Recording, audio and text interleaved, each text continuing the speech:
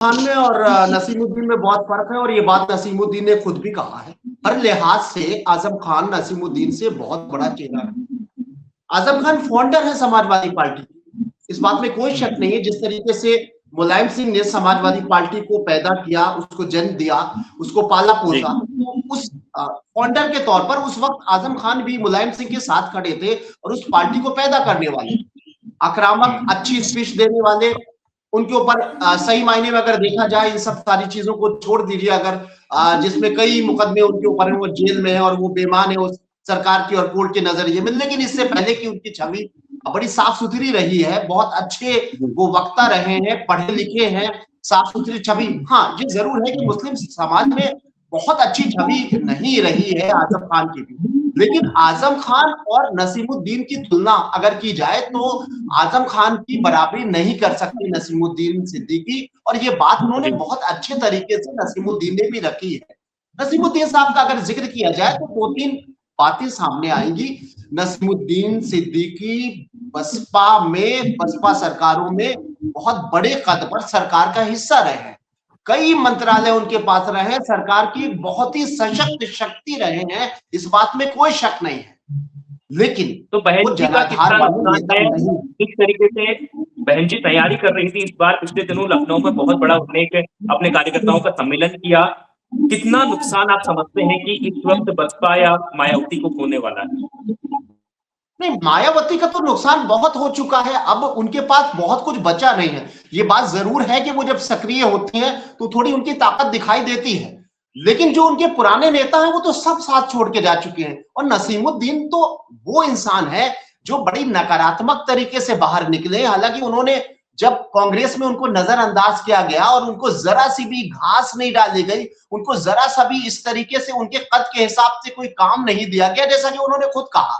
उसके बाद जब नसीमुद्दीन कहीं ज्वाइन करना चाह रहे थे तो उनके पास में हर तरफ उन्होंने हाथ पैर मारे। जो उन्होंने यूट्यूबर वगैरह को या टीवी चैनल्स को इंटरव्यू दिए, जो एजेंसीज को दिए, उससे ये लगता है कि वो चाह रहे थे कहीं भी चले जाए कांग्रेस छोड़ के, क्योंकि कांग्रेस में, और कांग्रेस के बारे में बहुत ज्यादा आलोचना वो नहीं कर रहे थे, कांग्रेस से भी बहुत कड़वा रिश्ता वो नहीं चाह रहे थे, लेकिन उन्होंने कहा वो समाजवादी पार्टी उनकी प्राथमिकता थी, क्योंकि उत्तर प्रदेश में एक ही दल है विपक्ष का, समाजवादी पार्टी। कांग्रेस का वो साथ छोड़ना चाहते थे, उसकी वजह बता रहे थे कि उनको वहां पर कोई वैल्यू, कोई काम नहीं मिल रहा था। अब बचता कौन है?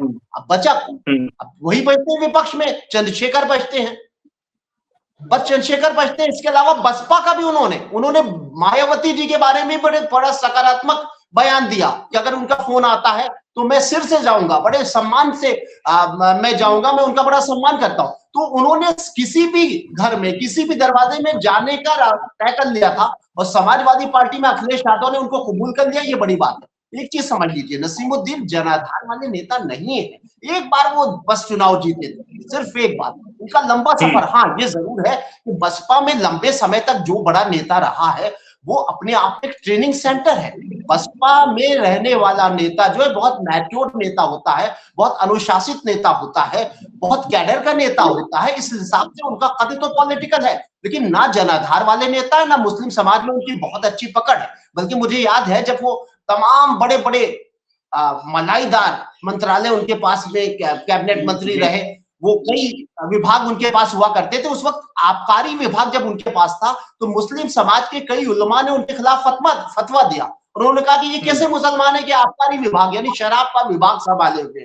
तो मुस्लिम समाज में उनकी ना पकड़ है, ना उनका जनाधार है। हाँ, 2 प्लस पॉइंट है, बसपा में लंबे समय तक रहे हैं, कद्दावर मंत्री रहे हैं और कई बार मंत्री रहे हैं, अनुशासित रहे हैं। लेकिन एक नकारात्मक बात यह कि जब मायावती का साथ छोड़ने वाले बहुत सारे लोग हैं, और मायावती ने कई लोगों को बाहर किया, लेकिन नसीमुद्दीन के साथ ये सबसे बड़ी नकारात्मक बात है कि उन्होंने मायावती जैसी नेत्री के खिलाफ जो मोर्चा खोला और उनके टैप लीक किए, फोन लीक किए, और फोन मीडिया के सामने, जिसमें उन्होंने ये बताने की कोशिश की किस तरह से बहन जी पैसा वसूलती हैं टिकट के लिए, और किस तरह मेरे ऊपर दबाव बना रही हैं कि तुम्हारे थ्रू जो लोग टिकट मांगने आए थे उन्होंने अभी पूरा हिसाब नहीं किया। ये टेप जब लीक हुए ना, उसके बाद तो बहन जी उनको वापस लेने की उम्मीद नहीं थी। फिर उन्होंने मायावती को लेकर, बसपा को लेकर कई बातें कही। एक जवाब मांग लेते हैं, करमवीर आजाद जी हैं, बहुजन चिंतक हैं, जहां यहाँ पर जो तमाम प्रकार की बातचीत आपने सुनी, करमवीर जी,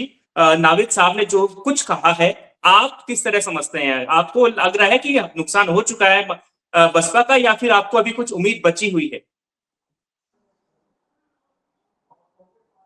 करमवीर जी, शायद मेरी आवाज उन तक नहीं पहुंच पा रही है। चलिए, मैं समाजवादी पार्टी के प्रवक्ता हमारे साथ हैं सर्वेश त्रिपाठी जी, उनके पास जाते हैं। सर्वेश जी, क्या लग रहा है कि कहते हैं कि बूंद बूंद से घड़ा भरता है, वैसे अखिलेश यादव भी कोशिश कर रहे हैं कि जितने भी छोटे बड़े नेता हैं वो अपने पाले में आ जाए, ताकि चुनाव है जो 27 का, उस पर भारतीय जनता पार्टी को बिल्कुल मजबूती के साथ टक्कर दिया जा सके। आपको क्या लग रहा है, ये कोशिश आपकी कामयाब होने वाली है समाजवादी पार्टी की, या फिर पिछली बार की तरह कुछ बड़ा नहीं होने वाला है? नहीं, देखिए, पिछली बार बहुत बड़ा हुआ था। पिछली बार 2024 था और वहां भी हम जीते थे। यहाँ से शुरू करता हूँ। नहीं, अभी हम दूसरी बात विधानसभा ये की है, बात करते हैं, चले। तो विधानसभा में विपक्ष में ही थे। बड़ा छोटा नहीं होता, या तो आप जीतते हैं या तो हारते हैं, और सबसे बड़ी पार्टी विपक्ष में हम ही है। तो उसमें बड़ा छोटा भी कुछ नहीं है। मैं फिर आता हूँ उस पर कि राष्ट्रीय अध्यक्ष माननीय श्री अखिलेश यादव जी की नीतियों से, उनके विजन से प्रभावित होके लोग आ रहे हैं, और उनसे प्रभावित सब रहते हैं कमोबेश। कोई बोलता है, कोई नहीं बोलता। रही बात इसकी कि ये छोटे बड़े नेताओं की बात नहीं है। इनका, नसीमुद्दीन जी का कद बहुत बड़ा है। उनको सरकार में मिनी यूपी तक कहा जाता था, अगर याद हो लोगों को तो। राजनीतिक विश्लेषकों को निश्चित पता होगा। दूसरा, उनके साथ 15 से ज्यादा पूर्व मंत्री, विधायक और बड़े बड़े नाम आए हैं। और ये कड़ी है जिसमें और भी लोग जुड़ते जा रहे हैं। ये एक घटना मात्र है जिसमें और ऐसी घटनाएं, और लोग नीतियों से जुड़ रहे हैं। और अखिलेश जी का कद इतना बड़ा है कि उनसे जुड़ना निरंतर, उनका कद भी है कारण, और उनकी नीतियां भी है कारण, और उनका स्वभाव भी है कारण, जिससे लोग जुड़ रहे हैं। और वो जो हवा है वो भी दिख रही है लोगों को कि 2027 में किधर की तरफ बह रही है। तो और नहीं, उनके आने से आपसे मेरा सटीक सवाल ये है कि क्या 27 में नसीमुद्दीन समेत जो भी अब इस वक्त नए नेता पार्टी में आपके शामिल हो रहे हैं, क्या ये सपा के लिए गेम चेंजर साबित होंगे या नहीं? आपको क्या लगता है? बिल्कुल होंगे, बिल्कुल होंगे। इनका कद इतना बड़ा है। यूपी, पश्चिमी यूपी में इनका जो है, इनकी दखल खासी है, मजबूत है। और भी जो लोग आए हैं वो सब अपने अपने क्षेत्र के महारथी हैं, और निश्चित उनकी दखल होगी तो निश्चित ही और मजबूत करेंगे ये हमारे रथ को, जो 2027 में विजय की ओर बढ़ रहा है।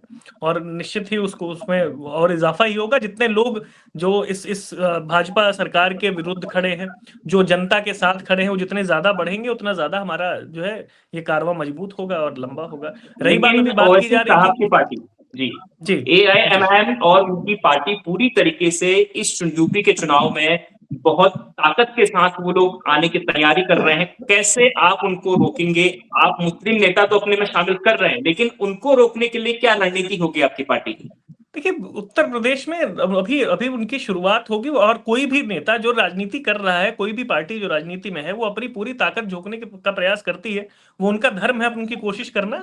लेकिन अभी वो कोई ऐसा बड़ा मुद्दा नहीं है उत्तर प्रदेश में जो है। अभी उनके लिए शुरुआत है। अच्छा प्रयास करें, अच्छी कोशिश करें, जनता के काम आए। जो भी जनता के लिए काम आएगा वो सबका स्वागत है। राजनीति तो सबके लिए है, पार्टी है, और पार्टी का काम है मेहनत करना। कर रहे हैं, अच्छी बात है, करें। उत्तर प्रदेश की जो बिल्कुल। अब शुरुआत ही है उनकी।